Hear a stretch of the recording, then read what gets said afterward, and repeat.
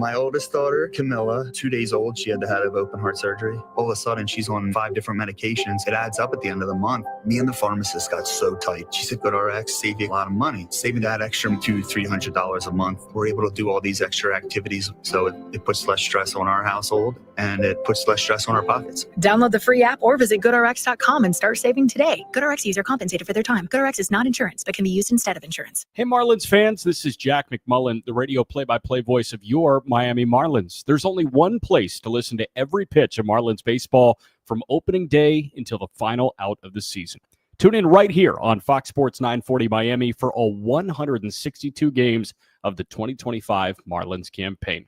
And get here early. Steven Strom gets us going about 40 minutes before first pitch with Marlins on deck. On your drive home, we're there for the 10th inning show. Miami Marlins baseball on Fox Sports 940. You know the feeling. It sets in when you get to work and you realize, misery. I still have hours of this ahead of me. I no longer have that. Make your day better with Colin Cowherd, beginning at noon on Fox Sports 940 Miami. Broadcasting live from the Fox Sports 940 Anajar and Levine Accident Attorney Studios.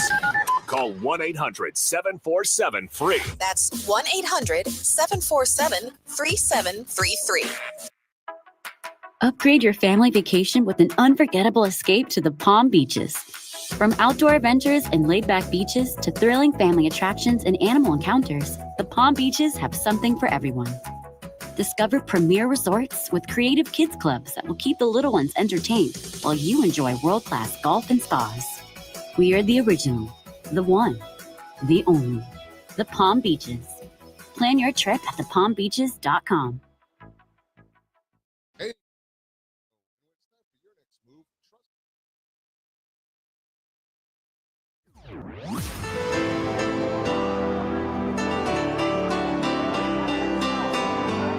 Thanks for listening to Miami Marlins Baseball.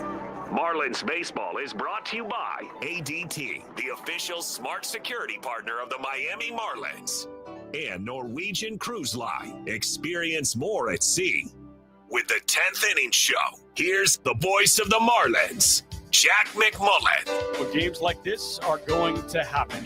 8-2, the final score in the series opener against the Houston Astros. Houston takes down the Fish. Sandy Alcantara was bitten by a 5-run fourth. Jack McMullen, Kelly Sacco here breaking it down for you on the 10th inning show. Sandy looked really sharp through the front three. There was some hard contact, but it was right at some guys. And then all of a sudden, the fourth, it just kind of unraveled a little bit. It felt like the Sandy we saw in May and June. Just yeah, absolutely. The first 3 innings retired, the first 9 batters that he saw. Now, you made a good point. He did receive a lot of hard contact. The Astros were hitting him hard. Yeah. But in that 4th inning, it really seemed like he just couldn't hit his spots. Everything was leaking right down the center of the plate. And this Astros team, I had told you when the game started, they're a very aggressive team, lead Major League Baseball in first pitch swings. So when they get that pitch that they're looking for, especially it's leaked over the center of the plate, they're going to attack it, and they did damage. That's exactly what they did in the 5th. It's a good lineup, and at the end of the day, they're 12 games over 500 for a reason. Now 13 games over 500 for a reason. On their side, we knew next to nothing about Jason Alexander coming into this one. All we knew is, hey, the changeup's pretty good, but the ERA is about 7. He goes 6 scoreless today. That changeup was really good. The Marlins, unfortunately, just didn't really have an answer. Yeah, he had 6 punch-outs, 5 of them coming on that changeup. And again, for the Marlins, just really weren't able to do anything about it. The only hit that they collected against him across those first 5 innings of work was a double by Pauly, which was really nice to see. He's coming around at the plate. But yeah, the Marlins just really didn't have an answer. He did a really nice job of keeping them off balance throughout the entire game. Now, the Marlins did what they do best, right? They never go right. They never go down without a fight. You love to see Sanoja pinch hit home run. Right behind him, Derek Hill activated from the IL, pinch hit home run back to back. You love to see it. Unfortunately, though, for the Marlins, a couple mental errors. First with Ramirez on the base paths, trying to stretch out, which was a bloop single into left field, trying to go to third base, got caught up there. That was a mistake there, down 6. You don't want to see that. And then Otto Lopez, I'm pretty sure he didn't see Wagaman tag the bag, but again, should have placed a tag. That run ends up coming around to score, and they end up scoring 2 extra runs in that 8th inning. So again, a couple things to like in the pinch hit home runs. You like the way that Sandy Alcantara bared down after giving up 5 in the 4th, allowed just 1 run across 7 innings after that. But yeah, just some places where they need to clean things up. Last thing for me, whatever's in the water of the Sanoha household, don't change it. Yeah, can I have some? And don't change it. Let's meet him at Doggies. Yeah, let's meet him at Doggies or Bar. But I 3 homers over his last 2 games. He had a multi-homer day on Friday. He sat on Saturday and Sunday. He came on as a pinch hitter, homered again today. This guy's just a treat to watch. He's so much fun. In whatever capability it is that night. It's so impressive, too, to see what he's doing and doing it off the bench. I give so much credit to guys who are in there every single day and getting the reps. That's so hard to do. You never know when you're going to get called on. You got to be ready at all times. You're rarely seeing the same pitcher twice in a row. Yeah. And it's just what Javi is able to do. And then just the personality is infectious of Javi Sanoa. He really is a spark plug of this team, plays with so much emotion, so much energy. So for him to go up there, get that pinch hit home run and do it in front of his hero, 100%. Jose Altuve, I mean, what a night for Javi. Love to see it. That's the cool stuff. Unfortunately, not the Marlins night. 8-2 the final score. Kelly Sacco, appreciate it. We'll talk to you tomorrow. Let's do it. All right. When we come back, we'll run you through the highlights here. 10th Inning Show continues next on the Marlins Radio Network. Good questions. But it's not as easy as the guy that worked for the New York Post. First pitch to Troy Johnston, ripped into the right field corner. That is a fair ball. It short hops off the wall in the corner. They're going to hold Pauly at third, but Hernandez comes in to score from second. His first plate appearance in Miami. He's good based on the skill set. Kyle Stowers was bad for a month this year after he was amazing for 2 months and amazing for 2 more. Stowers hits one high in the air, down the left field line, playable for Dominguez in foul ground. He makes the catch, but Johnston will tag and score from third base. It was in fair territory. If it was in foul ground, Dominguez might have let it drop, but he did make the catch. It plates another 75 and 49 or 49, something crazy. There's a shot, deep right field. Going back is Bellinger. He looks up, and it is gone. Kyle Stowers has done it again. This time a 3-run shot off the lefty. 6-1 Miami. Marcy looking for his first Major League RBI. Rips one deep to center. Grisham going back, turns back, looking up, backhander, off the glove. It hits the wall. Marcy rounding second. He will get his first Major League RBI and his first Major League triple. 7-3 Miami, and the rookie does it again. Yeah, that's really cool. Obviously, just getting recognized for anything that you do in this game is always really special. I don't take it for granted. Honestly, just kind of more stoked about how we've been playing, in all sincerity, and just hope we can keep that going. It feels good to just play winning baseball. What we've done the last couple months, I think, is just kind of take things one day at a time, kind of flush the previous day regardless of whether it was good or bad. And, what great teams do is they prepare to win every day. It's not always just about, winning, it's preparing to win. And that's what we've done a really good job of, and just kind of responding to the game. And I think that's what we, hope to continue to keep doing. 10th Inning Show rolls on here on the Marlins Radio Network. The Marlins unfortunately fall to the Houston Astros on Monday night, 8-2, the final score. How did this one sound? Well, there was nothing to show you through the front third of this ballgame. Sandy Alcantara went 9 up and 9 down. Jason Alexander effectively matched him. He allowed a double to Graham Pauly, the 9-man, in the bottom of the third, but that was the only hit through the front third against him for the Fish. Scoring got started in the top of the fourth, and it came in one big wave. It was started by a not-so-old friend in Jesus Sanchez. Pitch to Jesus Sanchez. That one drilled into right field. That smacks off the wall. This will drive in a run. Sanchez gunning towards second, and he slides in feet first. He's got an RBI double as Pena scores from second base. It's an old friend that opened scoring on Monday night. An RBI two-bagger from Jesus Sanchez in just his 4th game as an Astro. Makes it 1-0 Houston in the top of the 4th. 2 hitters later, another guy who was reunited with the Houston Astros, Carlos Correa, doubled the Houston lead. 0-1 pitch. Correa smacks that one out to left. That's falling quickly. That gets in front of Stowers for a base hit. Altuve read it well. He pushes to third. Sanchez in from third, and it's an RBI single for Correa. 2-0 Houston in the top of the 4th. Then a little wonky play a hitter later. We thought Christian Walker might have hit into a double play, but not the case. First pitch. That one a bouncing ball. Jumping grab by the first baseman Johnston. He goes to second for one. Who caught it? Otto caught it, the shortstop. Both the second baseman Edwards and the shortstop Lopez went to go cover the bag.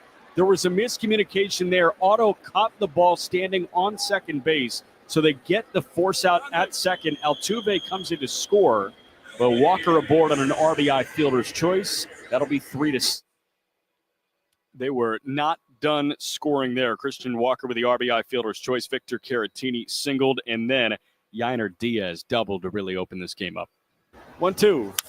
Diaz rips one past the dot to third baseman Parley. That's rolling all the way into the corner. This could be trouble. Walker jogs in from second. Caratini buzzing around third. He will come in to score from first, and it's a 2-run double for Yainer Diaz. That's a 5 spot for Houston at the top of the fourth. They lead 5-0 still, just one away in the inning. Sandy Alcantara would settle in a bit after that, but the only other damage against him came in the 7th, thanks to the Houston leadoff man, Jeremy Pena. 1-1.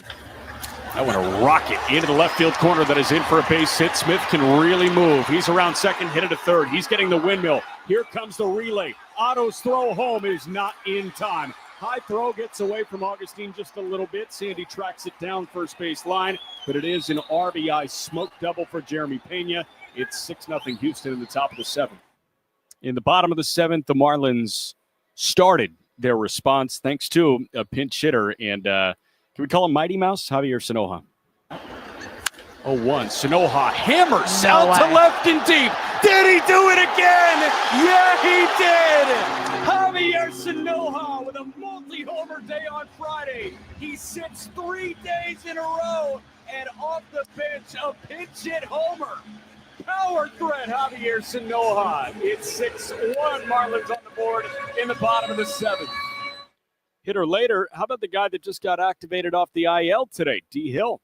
And today, Joey Wiemer claimed off waivers as Hill hits one high in the air, out to left again. Sanchez is back again. That is bullpen bound. It is gone. Back-to-back pinch hit homers. First Sanoja, now Derek Hill. And the Marlins are chipping into this 6-2 in the bottom of the 7th. But unfortunately, that is where the scoring halted for the Fish.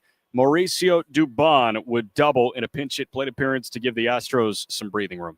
And that one ripped down the left field line. That is a fair ball. It just hit off the chalk, and that hops into the corner. Caratini comes in to score from second, and unfortunately, the defensive gaffe comes back to bite the Fish. It's an RBI pinch hit double for Dubon, and it's 7-2 Astros in the 8th. And then Cam Smith tied a bow on scoring tonight. 2-2. That one lifted out to shallow right center field. Myers coming on. Myers dives, and it pops out of Dane's glove.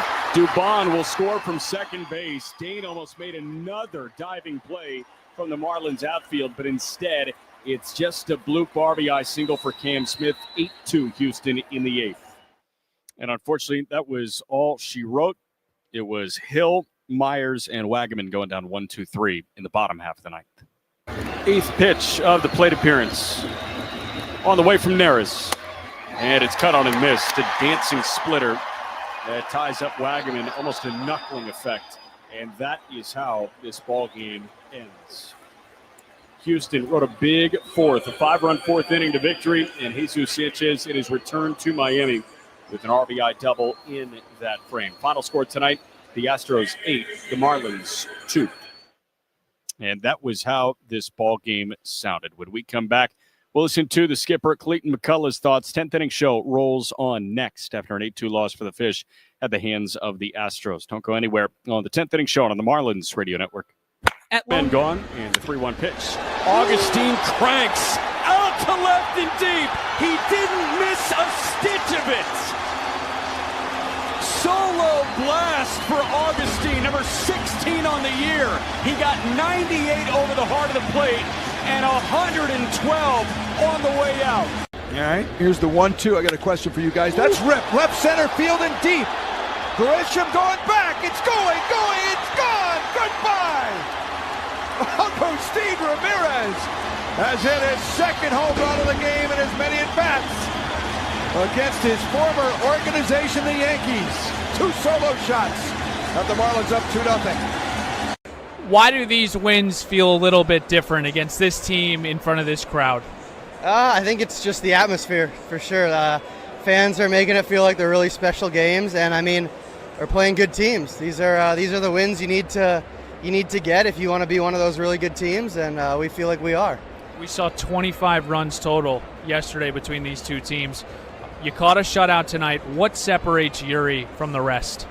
I mean, I think he's just scratching the surface of what he could do. I think if you ask him, he didn't have his best stuff tonight, and that's just like a testament to how good his stuff is. I mean, he's going to compete like no other, and he's going to battle with what he's got, and I mean, he's got some crazy gifts. What happened with the pitch comm? I saw you guys going back and forth. Yeah, I don't know. He couldn't hear it. It wasn't working. It was only working every few pitches, so we had to figure that out. We were going to have to go old school if we couldn't figure it out. How do you assess where this team is at right now? I think we're just taking it day by day. I think everyone in that clubhouse knows how good we can be, and I don't think we're putting too much pressure on ourselves. I think we're literally taking it day by day, just preparing for that day and doing whatever we can. Great win tonight, Hixie. Thanks for the time. Thank you. 10th inning show rolls on now. It was an 8-2 loss for the Fish at the hands of the Houston Astros. Again, 8-2 the final score. You'll hear from the Marlins manager, Clayton McCullough, here in a matter of moments. But before that, I want to give you a check on the out-of-town scoreboard. We do have a couple of other final scores. There is a final in Detroit. The Tigers got the win over the Twins 6-3. They're in the bottom of the ninth. Pittsburgh trying to come back against Randy Rodriguez. The Giants on top of the Pirates 4-3. Again, just a couple outs to get for San Francisco. Final score in Philly. Phillies beat the Orioles 13-3. Jesus Luzardo, the winning pitcher. Cade Povich, the starter and loser for Baltimore. Also game done in Atlanta. Milwaukee got the win 3-1 over the Braves. Quinn Priester was the winning pitcher at Truist Park for Milwaukee. Other games in action. Bottom of the seventh, it's 8-1 Boston over Kansas City. The Red Sox are as hot as anybody in baseball. Top of the ninth, tie game 5-5 between the Guardians and the New York Mets in Queens. Reds and Cubs scoreless, or not scoreless. They are tied at 2. They are deadlocked at 2 in the top of the sixth. Yankees up on the Rangers in Arlington 5-4 through 3.5. Top of the third inning, Toronto beating Colorado in Denver 2-0. Eric Lauer, the starting pitcher for the Blue Jays in that one. Adrian Hauser, the starter for the Tampa Bay Rays against Yusei Kikuchi in Anaheim. They just got going, as did J.P. Sears and Brandon Pfaadt in Arizona. Padres Diamondbacks and Cardinals Dodgers, the last game to start. That'll be Sonny Gray against Tyler Glasnow. If we have Clayton McCullough ready, we will hear from the Marlins skipper now. Find ways to do. Awesome. Thank you, man. Find ways to do really good things for us. With him and Derek, I mean, just kind of hoping to get a spark out of the offense there with those guys. Let's start with Sandy. Obviously, one inning that really got away from him, a couple lines there at the end. But for you, we're hitting around that curveball a little bit. You threw it a lot. What do you think was the biggest difference between the Sandy you saw tonight and the Sandy of the last couple of starts? I think it's an aggressive offense, a good offense. Excuse me. And they strung some hits together there. And I think, he did. He went to, really got the sinker going. It seemed like, after that. And I think that's, it is. He was in the strike zone and, they were aggressive. So you look at it twofold. A lot of ways, to allow them to go 7 innings in this game tonight. And, outside of the, consecutive nature of how they strung some of those hits together, there he was able to get, a lot of early outs. And I think he got the ball on the ground more as the outing went along. And yeah, they just did a nice job of stringing some stuff together there to put a rally there. And, we were, to be able to still get through 7 there and, Cade to come in and give us a couple and, us to get through that one and some other facets, we didn't play well. We gave away some outs tonight that we just haven't, we haven't done that. And it cost us a couple runs there in the 8th. And in that inning just, cost us a potential out. So I think that's kind of how it went, that for Sandy's part, 71 strikes, 100 pitches. Again, you fill it up with that kind of rate against an aggressive team. For the most part, it worked out tonight. They just had a way that inning to push them across and spread some hits around. You've mentioned how this team's been so devoid of sort of mental mistakes, doing all the little things right. Tonight, you just mentioned it. A few of them, Otto at second on that double play, or Gus running the bases. What do you attribute that to in tonight's game? I think with the ball to Wags and Otto, I mean, he's racing over, trying to get to the base. And I think with just how quickly it happened and, Wags turning through, just, lost track of, did, Wags touch it or not. And, probably as a group there's, tried as best we can to help each other out with, communicating there. And we just didn't. I mean, Otto he's been so steady and he's made so many, heads up plays. It was just a moment, I think, in the heat of it, in a rush to get over to the bag and, try to turn the double play, just, lost sight of Eric being able, touching it first. And, with Gus's, we've touted and preached, our aggressiveness and wanting to be aggressive on the bases. And, that's one where, the scoreboard, being down, we're just at a point in the game where outs are at a premium, we're chasing a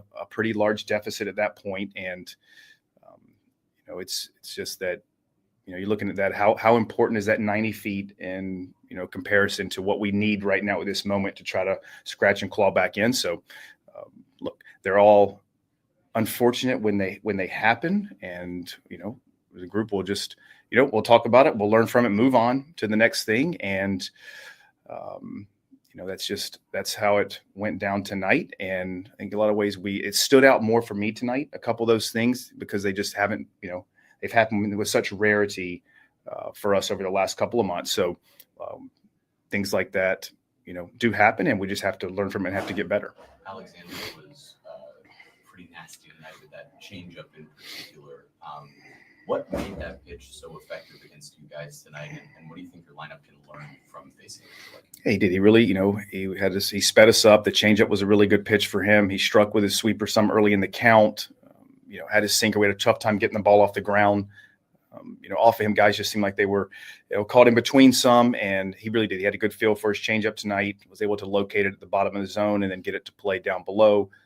So he threw a really nice game, and we just didn't adjust to things well enough as we had some opportunities to see it. Yeah, power surge from Javier Sanoja, and again, we talked about Javi some earlier today, and we have on a number of occasions that he's a really good baseball player, and he's always prepared, and comes off the bench tonight. He's ready to hit. He got an elevated pitch, put a really nice swing on it, and I think it was just a byproduct of, like, the result of the home run was just a really strong pass at a pitch, and he clipped it well, put good spin on it, and he continues to just find ways to do really good things for us. With him and Derek, you're just kind of hoping to get a spark out of the offense there with those guys. Yeah, I think we're down there, we're chasing. They have a very lefty heavy bullpen. I mean, so looking at this series, there were eventually going to be some times where, we have some guys that aren't starting there that come off the bench that we feel really good versus left, and to try to take a shot there to at least, create, to tell you that I thought it was going to be back-to-back homers. I can't say that, but thinking that I'd go up there and at least, try to start an inning, try to get some people on base and, mount a rally and chip away into the deficit as much as we could. Talk about the big play for you guys in center. Yeah. Even when you not getting over the bat, so huge defensively. Yeah, terrific play, great jump, well-timed dive, really nice play. And I think that we talked about Jacob a lot with his ability to bring different things to the table, with some of the base running, the at-bat quality he had shown, and the defense, and really nice play. And I think was one of the highlights tonight. And I think that's, we'll continue. Like, that's going to be a big strength and need to be a big strength of ours, is having some athletic guys that can go out and defend and make plays. And he showcased that this evening. Going back to what Jeremy was saying about the mental errors, how do you approach the guys for that? Or something that you talk about, or they just know enough that it's something that obviously you try to avoid as much as you can? I think certainly with Otto, it's not a lack of concentration. Otto is as dialed in as anyone we have, and he wasn't, it wasn't that he wasn't ready. It's more like, okay, what did you see?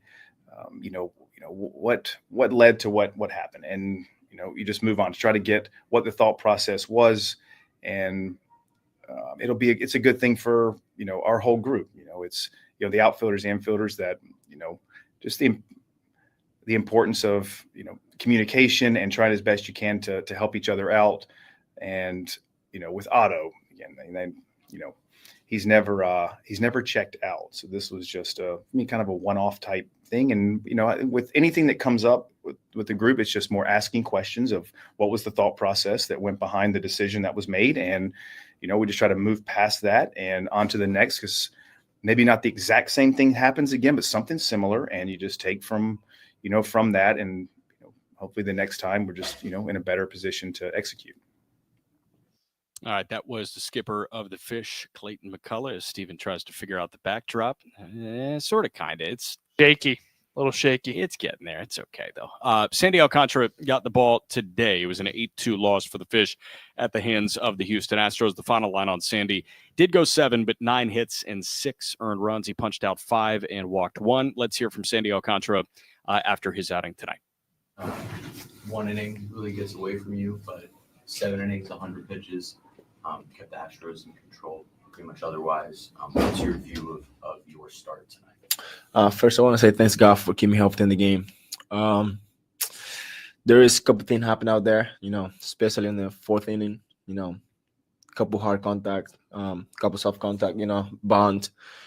And I don't know, it seemed like they just came out ready for all the breaking ball that I was throwing, and there was very aggressive since the 1st inning. Yeah, you talked about how that curveball has been working for you so well, and you threw it a lot tonight. I think at one point it was like 40% of your pitches. Established that fastball later. So what was sort of the game plan as you went into this that really spiked the usage of that pitch? I think there's maybe a little bit of confuse on the TrackMan out there. I throw the curve and the slider, they look the same out there, but I don't think I throw that many curve today. But yeah, like you say, so I just gotta use my best pitch, and I think the curve has been great since the last 2 start, and today I just get out there and try to use it more, and it just came out ready for it. You made that adjustment moving forward where now you really started throwing that fastball. So what do you think you can kind of learn from this start that you can take into your next one? Just came here tomorrow, with fresh mentality, say watch the video, see what I can take positive from there, just prepare myself for my next outing, try to do, not try, just go out there and do my best like always, but today was my day. What's the challenge of an Astros team that's so aggressive early in count? How tough is it, I guess, as a pitcher who, you pitch the contact a lot, but they're so aggressive? Yeah, you see it in the 1st inning, Peña, he were swinging the first pitch, and yeah, just trying to not lose my focus out there, try to be more consistent in throwing strike, and throw 3 in great out there, so, and they just do everything in the 4th. And that happens. So you can be perfect in the 1st through the 5th, and everything can happen in 1 inning. At bat with Jesus Sanchez off the top, he was smiling quite a bit. You had that game face on. But what was it like facing a guy who you've been with for the last 5 years, only 3 days after he was traded? Great. He's a great hitter, great teammate, so he was laughing at me, but I don't like laughing, so he knows. So I don't know, he maybe think I'm funny, but it's not. But yeah, it's great to see Sanchez back in the field out there. Sad to see him in the other team, but yeah, I wish all the best to him, and he can continue to be healthy and keep doing what he's doing. Game face for Sandy Alcantara against Jesus Sanchez. But yeah, it was interesting to see that matchup. It was like fun for the first 2 pitches, and then it seemed like they really settled into game mode again. And these guys are competitors, man. It's weird to be at the top of the planet in this and see your buddy that you were just teammates with and for 5 seasons. For 5 seasons. And like, I mean, we've seen them on the road. They're on every bus together. Yep. They're constantly talking to each other. And then all of a sudden it's tip your helmet and go against those guys. It's a really weird deal. But yeah, all in all, tonight it was an 8-2 loss for the Fish at the hands of the Houston Astros. When we come back, we'll get Steven's thoughts and we will say, see ya. 10th inning show concludes next on the Marlins Radio Network. In the 6th inning. There's a shot to right center field and deep. That'll hit the wall on a bounce or 2. Going to second is Marcy. That's his first major league hit. Jacob Marcy, a double in the 7th inning. 1-0 pitch. That one a ground ball through the right side. That's a base hit. They're going to send Sanoha. That got under Caballero's glove. Marcy around third. He comes in to tie the game. And the possible winning run is at third base. Wildest games of the year for the Miami Marlins. First and third, Edwards is going line drive. That is a base hit. Marlins take the lead. Edwards around second, go to third. Ramirez with an RBI single. 10-9 Miami.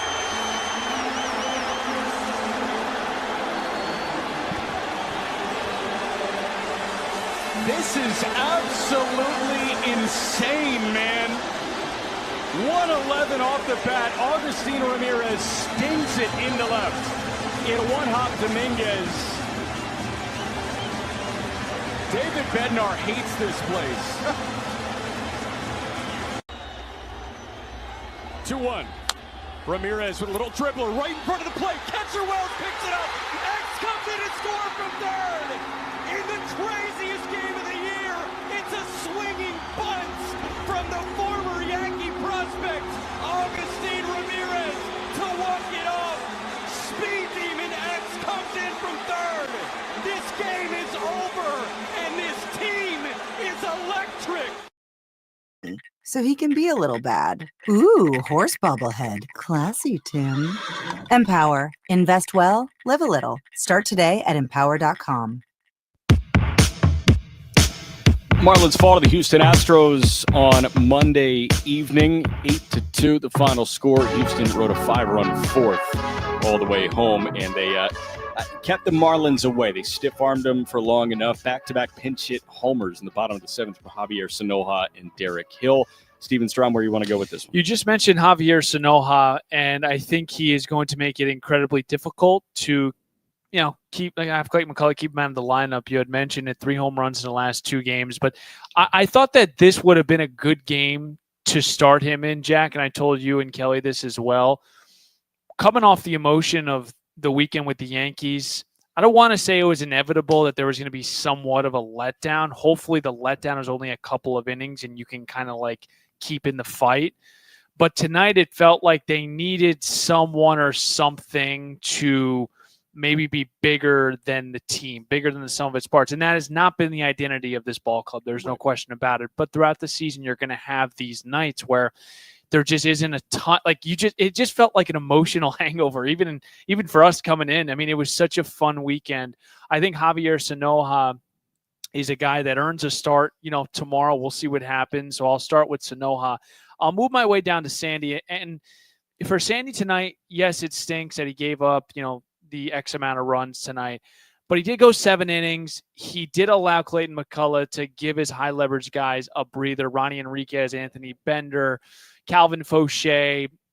Honestly, I can keep naming them for high leverage guys, but I'll keep it at those 3 because those have been the primary suspects.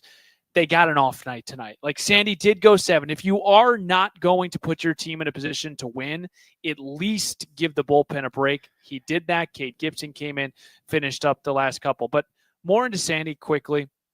The curveball, and he even said it's getting tagged as a curveball, but it's really a slider or a mix of the two, Jack. Yeah. He does need to make sure that, and I know we're going to laugh when we say this because Nelly always says it, he's got to get his fastball command back. I won't say established fastball, Jack, but I will say I think the closing thought for me tonight was Sandy's fastball command. It has to be better moving forward because the curveball at number one pitch is probably not sustainable. Right. And Kelly Sacco and I were talking about that at the beginning of the game, right? Like it feels like when Sandy was at the peak of his powers during that 3-start stretch against Colorado, Pittsburgh, and Washington? No, Colorado, Pittsburgh, and then somebody when we came back. Philly. I think it was Philly or Atlanta. It was might one have of those been guys. Philly, yeah.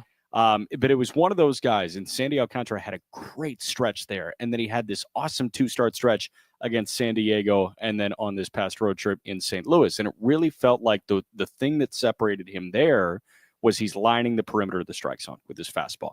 And he's just got to get back to the perimeter of the strike zone. I've got full confidence that he can do that next time out. Yeah, absolutely. And Cal Quantrill tomorrow, he's been throwing the ball well. We had mentioned the last 3 starts, giving up just 1 run. Yep.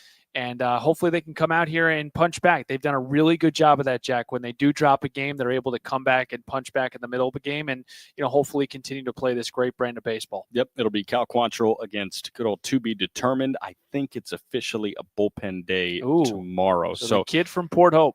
Port Hope, Ontario, Canada. Cal Quantrill maybe gets a couple of punchies tomorrow, and he will face a bullpen day for Houston. 6:40 first pitch. Stephen hits here with Marlins on deck at 6 o'clock. Final score today.